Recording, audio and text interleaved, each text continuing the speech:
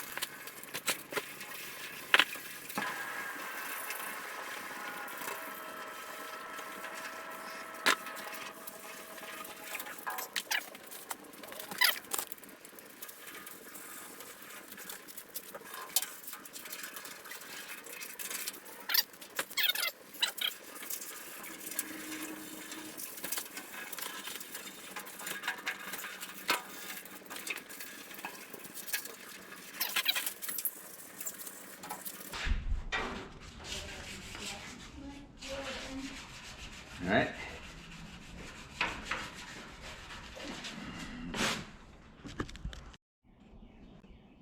Well, as I mentioned, I was gonna make shims for the bottom.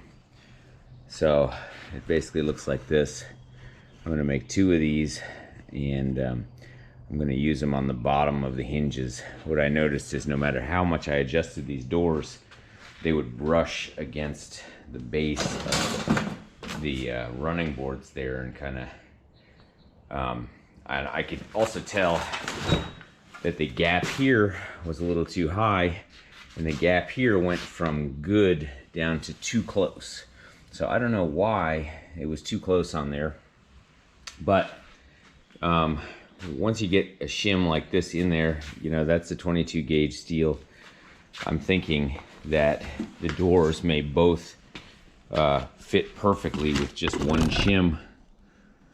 Somewhere in the depths of my stuff, I have actual shim door shims that I bought for the bus. I don't know if they would fit these hinges, but I'm just gonna fabricate my own to avoid digging through those boxes. So this door is done with the base coat, and what I have, as soon as it dries, so that's probably in about an hour, I'm gonna put on this stuff here, which is the glossy clear coat from Automotive Touch Up, and then I should be able to actually put on the door before I get all the rest of my stuff, and then I think I can assemble the rest of it with the door on. That way I'm not scuffing up the finish of the door while I'm reassembling the windows and stuff. So hopefully that'll work out that way. I noticed that when I set the door on like this onto the stand, or sawhorses, or whatever you want to call it, it scuffs up the paint. And as I'm moving it around, I would definitely scuff up a brand new paint job. So I'm gonna try to do it while on. And as I said, this is the driver's side door. So today, hopefully, I can put on this driver's side door with my new shim, which will make it latch perfectly. And first thing that I would do is assemble the latch mechanism. because that goes under the window roller. And so I'm just gonna see if I can actually get that on and working, and then honestly putting on the first trim piece, which is this guy right here. I'm not sure if these are differentiated. I think it's the same piece for each door, but putting on that trim piece and getting that door on, even if I don't have the windows and everything, it's just gonna look great. So that'll be my reward for the day today. Okay, well, there's the base coated door, done with the base coat. Here's my next door, which is the passenger side door, and I'm sanding it down, showing you what the progress is on that, which is have this all sanded down. Down here I'm gonna have to do a little rust reformer and some Bondo, and trying to make sure that anything here that's not actually really nicely attached. I'm going to go over this with the grinder sander. And so I should be able to at least get the Bondo, sand this, and prime it today. I should be able to get the clear coat on this today. So what I do have now that I can do as a little treat is this one. This is my radio antenna. So I'm, you know, sometimes it's the little things that bring you a little bit of joy. This one is actually metal, because I was worried some of them are plastic. So what I'm going to do here is I'll set this camera up here, and I'm just going to, it has this nut, and then it has the, basically you connect this guy and then this guy to the radio. The radio already actually has a cable in there, so I have to see if I'm going to use that one or use this one or what, or even if I'm going to get the radio working. Let me put this here. So that's the before, and I'm going to just go ahead and there's two little nuts here with lock washers where I'm going to it's like one of those metal teeth lock washers. So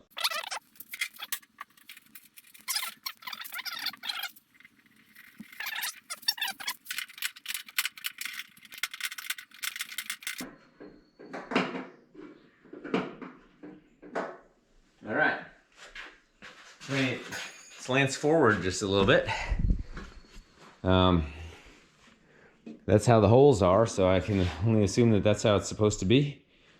If I wanted to go full extension, you know, that's like 8 feet up. But you know, we'll leave it down for now. And so, said when I get that radio working, this thing can probably replace the other one. Yeah, because look at that, that's an old one. So what I can do is put this one in here. That replaces that one nicely. And then this thing here just screws onto the inside of this. And I have a radio antenna. So, you know, I can also zip tie this up a little bit so that it's cleaner. And the other thing I got is I got the wire cover. So the wire cover goes on these bolts here, this one and the other one on the other side, and then I'll have to figure out if I can move up the wiring at all, or if somehow I just have too much jumbled wiring.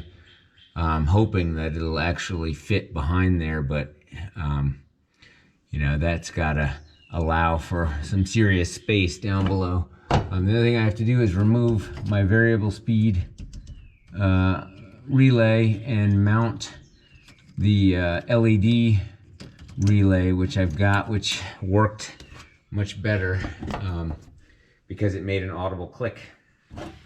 So, okay, that's my radio antenna. Looking pretty sweet. And status on my doors. Okay, I got my clear coat on. If you look closely, there's definitely, I mean, I always get a little bit of orange peel texture, but the entire car has it. But that's the clear coat on the both sides. So I think this is pretty much done unless I decide to go over it with one more level of clear coat. So look at that radio antenna, pretty sweet. The other thing I did is, I wired up the radio antenna, but then I also took out the variable speed relay, and I fashioned this little relay bracket out of a piece of this little metal tape with this was the bracket I had made for the variable speed one, which is bigger. And then I made one more little ground wire that was the shortest possible one to that ground there. So that's good. So that's good. One annoying thing that I found is that this bracket here, which goes kind of up the middle of the inside of the door, I only have one of them. And I don't know why, one door didn't have it. So I think what I'm gonna do, this was on the passenger side door, but I believe this piece is, for both doors, it's the same piece. So what I'm gonna do is, I'm gonna use this one on the driver's side door. I'll probably sand and paint it. It goes right in here.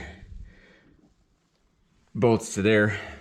I'm going to go ahead and get this one set up, and then I'm going to go to my local VW place and just see if they've got one of these just sitting around that I can buy from them. So a lot of rust here on the bottom, but actually there's no metal work required on this door, which is fabulous. So I just need to take this down a notch with my grinder sander. Take this down probably up an extra like inch here or so that it's all bonded and I get rid of as much of this rust as possible. Then on this door, I'm definitely going to hit it with some of this rust reformer before I proceed, just because this will keep eating away underneath the paint if I don't stop that rust. So okay, good progress, and I'm looking forward to getting this door at least mounted so that I can put the trim on and see how it looks. All right, on the passenger side door, it's my first pass where I've covered where I had my holes for the cowlook mirrors that were there before, and then on this bottom part, I sanded all the rust off, and the bottom looked pretty good. I think that'll take just bare metal primer. And then I went over this just with a quick layer of Bondo. And then here, this was a little deeper, and it's pretty messy now. I don't know how good the contour is gonna clean up because it's a little bit of a divot in there, but sand it down, and if it needs another coat of something, then I'll put it on there. But right now I just need to let this Bondo dry. My clear coat on my driver's side door is pretty much dry, I want to say. You look at it, it has the same sheen as the bus. As the Bug, where it's kind of it's a little bit of a satin finish due to amateur painting. But I also have these guys, so I set up my 5 clips here on my molding, so that's going to look like that. So I should be able to today put on this driver's side door with my 2 shims here that I have fabricated. That's just to push it out like a little bit of a 1/2 millimeter or something like that at the bottom. Both doors needed a slight push up from the bottom. That's going to go then on here, and I'm going to see how the fit is of the driver's side door, and I'm hoping that all of the window mechanisms and everything I need to assemble after the fact, that I can do that with the door already mounted. So that is where I stand right now. All right, I wanted to show something that I had today on the bus. So my aluminum pulley just kept coming loose.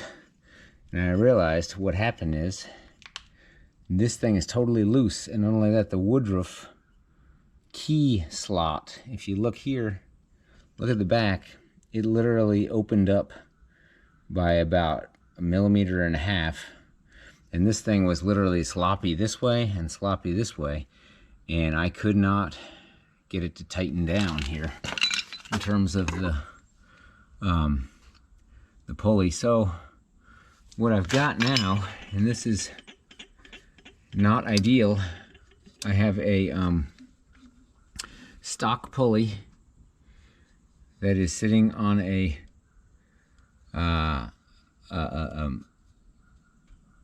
it's sitting on a case that has a sand seal, and now this is clearly not aligned properly. I think I need more shims. I have to pull this top one out or something. I don't even know. This is just not ideal right now. So what I probably need is a steel pulley that is designed for a sand seal. This ought to keep me maybe going for a couple of days, but I don't like that setup. But it's right now a stock pulley running on a sand seal. So, and this pulley here is just garbage because the woodruff key slot is completely hammered out, and it's way too loose. So now back to the bug. So I got to clean off my hands after that dirty job and get this door right here, which is completed. Look at that. I'm going to get that installed on the driver's side of the bug. Okay, that is the driver's side door on. I had to use 2 shims down here, and then basically, if you look at the closing, it rubs a tiny bit, but I think that's pretty good, and I think when it hits the latch, it's gonna keep it lifted. I put on the trim, so I think that looks great. I don't have any of the other stuff on in terms of the window mechanism or the door latch or anything, but I suppose I should let that. Yep, so anyway, that's the driver's side door. I think it looks great. Next, I have the passenger side door. So you can definitely see, like, this is not perfect, and I could wet sand it here. For some reason I seem to miss that. I missed it on the other side too. A few pock marks there, but I mean, overall, for like a home jobby, it looks pretty good. And now I have the passenger side door. So I did my work here. There's a massive amount of like filling, and it looks okay except for there's a few little pock marks there, but this has got primer on it. It was annoying because I had something that was called clean metal primer, and it was thicker, and it worked actually pretty well. And if I look at what I had here, I had let's say the clean metal primer looked like this. Rust-Oleum clean metal primer. This goes on pretty thick. And then I ran out of that stuff, and so for the passenger side door, I'm using this Krylon Color Max primer, which is super watery. So if you're not careful, you get drips just with just the slightest. And it also took like 4 cans just to go on this, and it's still not covered. So I think this is all the primer I'm going to put on. I'll just put on a little extra of the Lotus White base coat. You can see, like here also, I just didn't notice. Why do I not notice that I've got some, body filler that I'm not really sanding down well? But if I want to fix that at some later time, that's fine. As long as it's not rusting, it's not gonna harm anything. So I didn't scrape every little piece out of here. That's gonna get the new seal, I guess. But like this kind of thing, And I painted the back side kind of a fair amount, but like I said, I'm going to, what I wound up doing with the driver's side door is I did about two coats of the Lotus White base coat, and then it kind of was a little rough. So then what I did, and you can see here, there's these like little things sticking up or whatever. So what I think I'm going to do two coats of Lotus White. Probably do the first one tonight and let it dry overnight. And then I'm going to do a wet sand with the 2500. This is the 2500 sandpaper. And that should get me to the point where I can do the clear coat again and then get that door up on here with the molding. I used both shims, as I said, for the driver's side door. I don't think that I actually needed shims for the passenger side door, but we're gonna see. If I do, I'll just make another one real quick. So, you know, my mechanisms, this is the driver's side mechanisms, and over there I have the mechanism for, you know, window and all that stuff for the passenger side door. So I'm waiting for a door rubber kit to show up, and this is just such a messy, look at all the overspray. It's just a kind of a messy job, but it'll be great to have the doors finally in place with the molding, and then I can really start to, you know, I wonder, this molding, the clip doesn't really hold it tightly onto the body, so I'm wondering, you know, what can I do about that? Maybe there's some way of modifying the clip to make it pull a little tighter, or maybe it's that the hole got too big somehow. But you know, you can see I put it on the door, and then it does stuff like that. And down here, scraping. But you know, I guess it's imperfect science. Look at that radio; it's pretty sweet. So, but I like the progress, and tomorrow I can put on a finished passenger side door just without the windows and stuff. All right, passenger side door looking good. So that just needs to go on here. That'll go tomorrow. Wet sand plus clear coat is all it needs. The other thing I did, which is awesome, absolutely awesome, I had some slop in the steering, and basically I could turn it like, it would turn really far before the wheel would move. But now, if you look, there's really no slop in it. And what I did is, right under here, the steering box, there's basically a it's sort of like the screw with the jam nut, just like on the valves, and you just loosen the jam nut, tighten down that screw, you know, until it kind of hits something a little bit, and then retighten the jam nut. And now all of a sudden, I think that moves the worm gear kind of up into the other gear. But now it's just a much more tight steering. So I'm really curious to drive this. You know, once I drive it, just to see if that makes the steering a little tighter. Okay, that's where I am.